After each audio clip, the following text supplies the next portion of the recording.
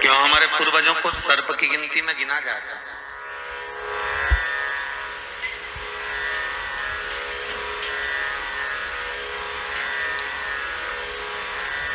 क्यों सर्प को मारने वाले को मनुष्य देह प्राप्त होने में हजारों वर्ष तप करना पड़ता है, तब जाकर कहते 84 लाख योनियां मनुष्य को मिली है, पर मानव की देह आखिरी है, पर वो आखिरी देह तक पहुंच ही नहीं पाता, फिर जन्म लेना पड़ता, फिर किसी योनि में, फिर किसी योनि में, फिर किसी योनि में पढ़ना पड़ता है, बारंबार पढ़ना पड़ता है, बारंबार जन्म लेना पड़ता है, बारंबार जाना पड़ता है।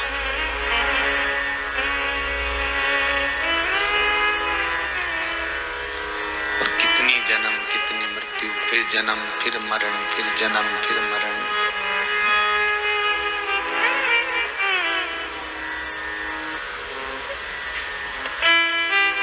स्वप्न में सर्प दिख रहा है,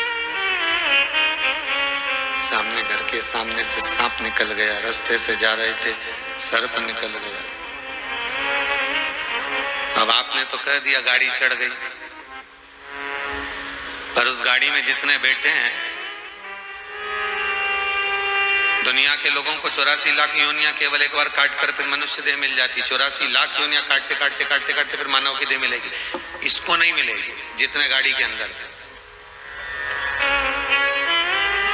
ऐसी 84 लाख ना जाने कितनी बार काटना पड़ेगी, तब जाकर फिर मनुष्य की देह मिलेगी। मानव का शरीर मिलने के बाद भी, वो मानव का शरीर मिलने के बाद भी शरीर आड़ा टेढ़ा रहेगा, हाथ से, पैर से, नेत्रों से, श्रवण से, कंधे से, कहीं ना कहीं शरीर में कुछ विकलांगता रहेगी।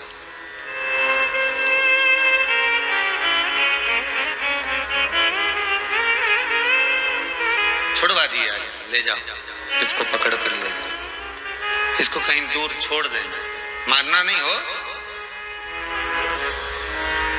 इतना तो कह सकते हो, फिर वो कुछ भी करे वो उसकी मर्जी।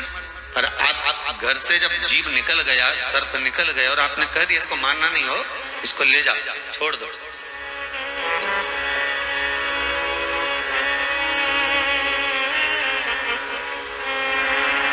अदालत में जब कोई केस चलता है ना, तो उसमें दोष यही आता है, आपने किसी को अगर उत्साहित कर दिया, हाँ हाँ तू तो ऐसा कर ले, तो जिसने करा उसके साथ इसी को पकड़ा जाएगा जिसने वाहवाही करी, हाँ हाँ कर ले। किसी ने किसी को प्रेशर दे दिया, उसने कुछ कर लिया, तो उसी को पकड़ा जाएगा जिसने प्रेशर दिया। मरने वाला तो मर गया, करने वाला तो कर गया, पर इसको उत्साहित किसने करा?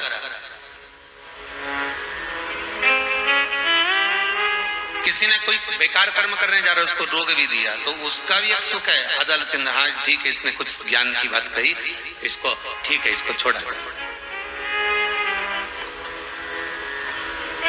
पर सामने भवन में, घर में, परिवार में, कहीं खेत खलियान में कहीं दिख भी गया सर, और आपने कह दिया ले जाओ इसको मार दो, नहीं नहीं नहीं, इसको ले जाओ पकड़ कर, मारना नहीं हो, बस इतना तो कह सकते कि इसको मृत्यु ना दीजिए।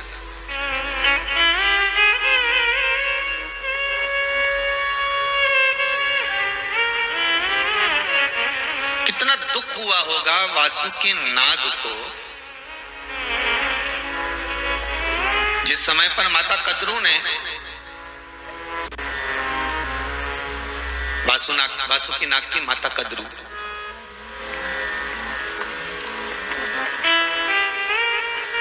जिसमें वासुकी नाग की माता कद्रू ने अपने पुत्रों से कहा वीनता के चक्कर में कि पुत्रों सुनो, कश्यप ऋषि की 17 धर्म पत्नियां, उसमें से मूल थी कद्रू और बिंदु।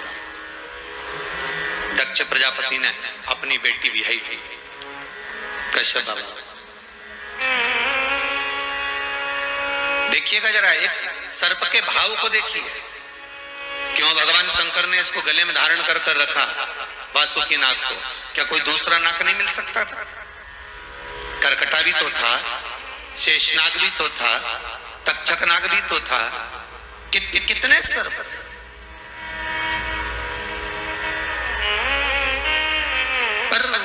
वासुकी को धारण करने का शिव के पास सबसे मूल है कि आपका विश्वास और आपके हृदय की निर्मलता।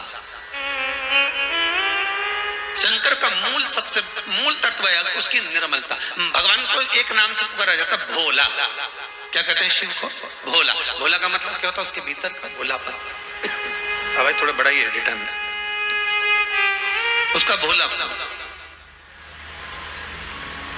भोला का मतलब होता है निर्मल, इसके भीतर पाप नहीं, इसके भीतर कपट नहीं।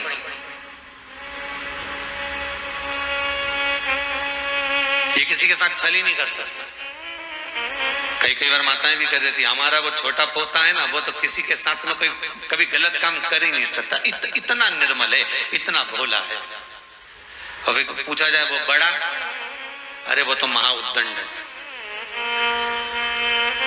उसके बाद